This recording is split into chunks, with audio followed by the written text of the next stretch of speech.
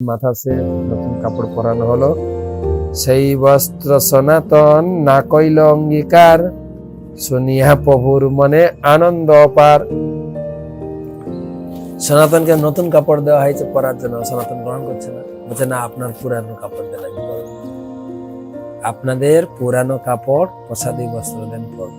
মহাপ্রভু শুনে আরো আনন্দ পেয়েছে, বৈরাগী।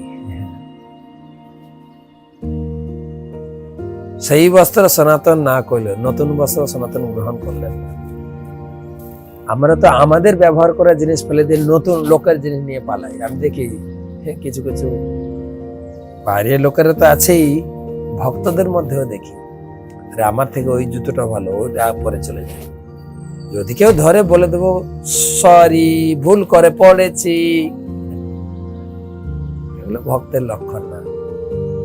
ভক্তের লক্ষণ সনাতন গোস্বামী আচরণ করে দেখেছেন, যা মহাপ্রভু দেখে শুনে তার ব্যবহারে অতীব সন্তুষ্ট হয়েছে।